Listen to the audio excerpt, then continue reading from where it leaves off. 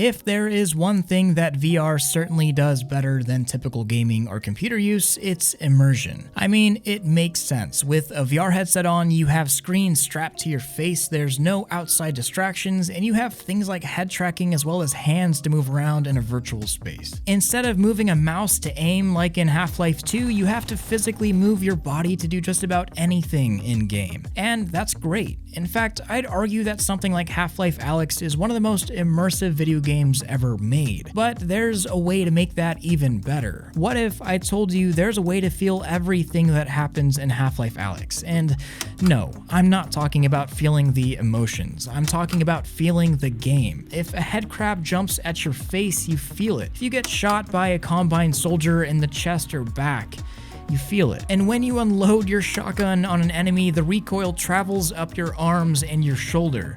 Well, that's a thing. Today, I'm going to be talking about all sorts of improvements made with consumer haptic technology for VR, and showing you those improvements firsthand. I have talked about this before in this video, but in the 5 months since I made that one, a lot has changed. New games have received haptic support, and the support that we had before has gotten better, and I want to share just how amazing this really is. I think this will give you a glimpse as to what may be coming to your house and your own VR setup in the coming years, because after giving haptics another go, I firmly believe that once you go hapt, you won't go back. Yeah.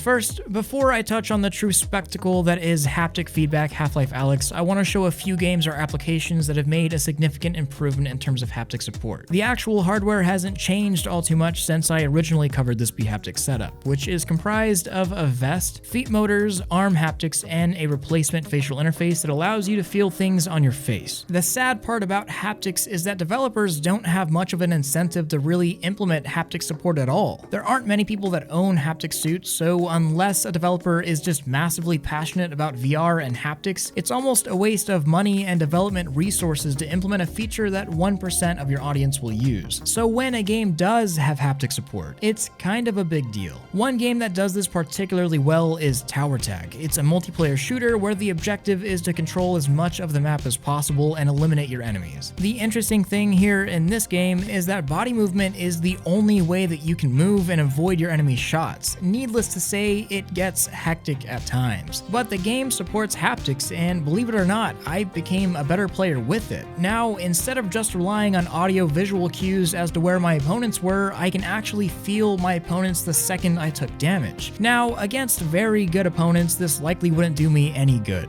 But in a game that relies on flanks as a meta, being able to feel where I can't see or hear brings a sense of life and depth to a multiplayer shooter that just isn't present in any other game. It's an advantage, but an advantage that makes the game more enjoyable and something that you just can't experience anywhere else. It's pretty accurate where you feel it as well. If I'm shot in the back, I feel it in the back. If I'm shot in the chest on my right side, well, that's where I feel it. But next, I want to try out VRchat again. This is a mod made by a talented guy, CohackV, although I hear that native bhaptic support is on its way soon. After modifying my avatar a little, throwing on some new assets, and running an outside program, VRchat becomes one of the best supported haptic feedback applications, allowing the arms, vest, face, and now feet to work. So hop in VRchat, get a couple friends to join in, and now all my friends get to touch me. Appropriately, of course.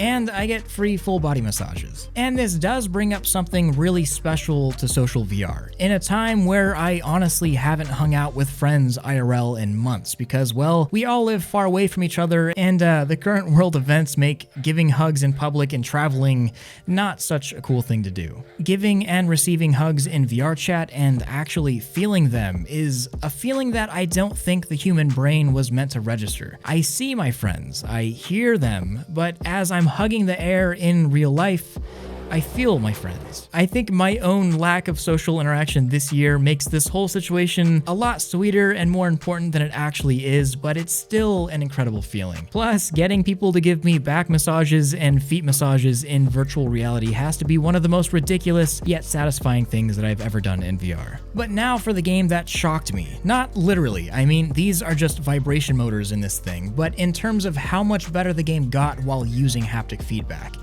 and that's Half-Life Alyx, the monolith of VR games. But before I go any further, I want to mention that I'm keeping this video as spoiler-free as possible. This is a video to show off cool technology, not to show the game's plot. Everything in this video will be showing small bits and pieces of gameplay, not story elements, and definitely not anything massively important, just some disconnected fight scenes. Moving on. So I think there is a very real argument to be made for Half-Life Alyx to be one of the most immersive games ever made. Not just because of the VR hardware, which does help. I mean, you've got screens close to your face, spatial audio that gives the environment a real sense of presence, and you can actually move your body around in the world. To throw a grenade, you physically throw a grenade. To take cover, I have to get on the ground and actually dodge incoming fire. But the environments made in Half-Life Alyx also do some of the best in virtual reality as a whole, in terms of immersing you at least. Everything has a pretty high level of detail. I have to physically open doors, enemies have a real life scale that blows my mind, so I think it's fair to say that Half-Life Alyx does this well. And I thought this was peak VR, until Bhaptics announced a mod for the Bhaptics suit giving full support to the game. And this is where VR went to the next level for me. I could feel everything, from shooting my shotgun to taking damage to a headcrab jumping on my face. And the most impactful thing was a feature that I hardly noticed before. When you take enough damage in Half-Life Alyx, your heart starts beating. You can hear it, you can see it, but with the suit on, I could physically feel Alyx's heart beating out of my chest. And what happened next wasn't something I really anticipated, but my actual heart rate sped up. I frantically searched for medkits, messing up puzzles that I've completed 100 times before, and searching in places that I didn't care to look before. And when I finally did find a health pack, I pushed the syringe into my chest to a jolt of vibration and felt my health regenerate as my whole body vibrated in a soothing motion.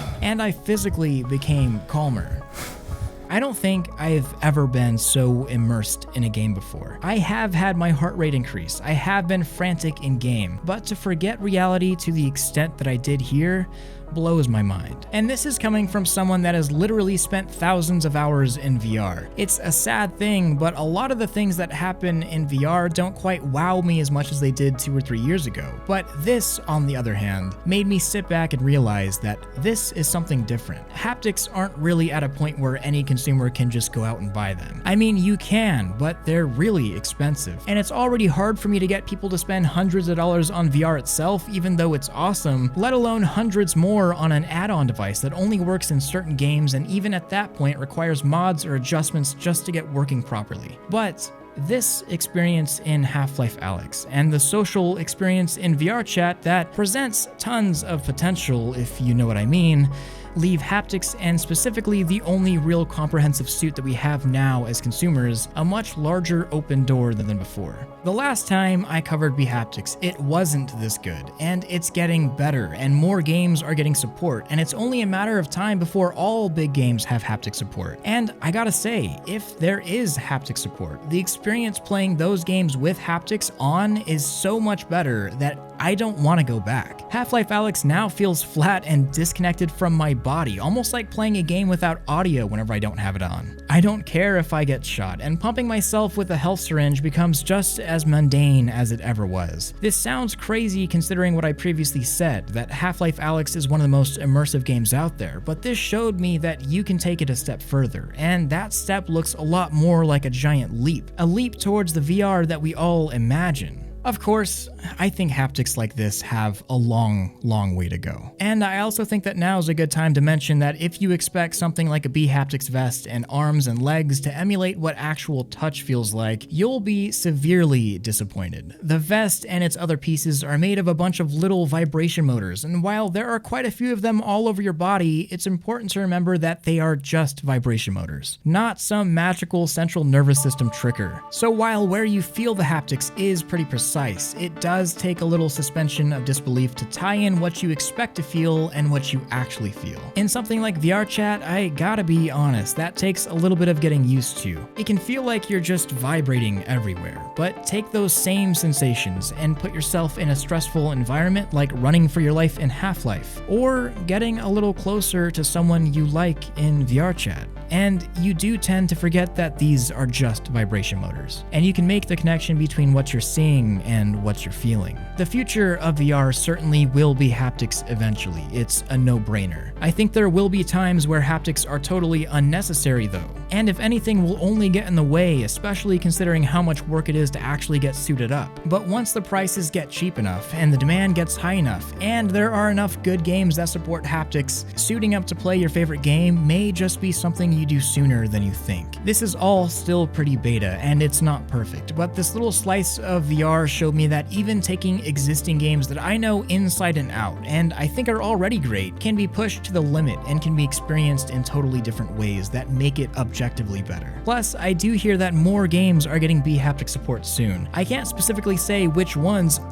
but I can guarantee that they're likely on your most played VR games list. And once they do, I'll take another look. But for now, I'm gonna go get slapped by a few zombies and head patted in VRchat. And I hope that one day you can feel what I feel too, because you may just never look at VR the same way again.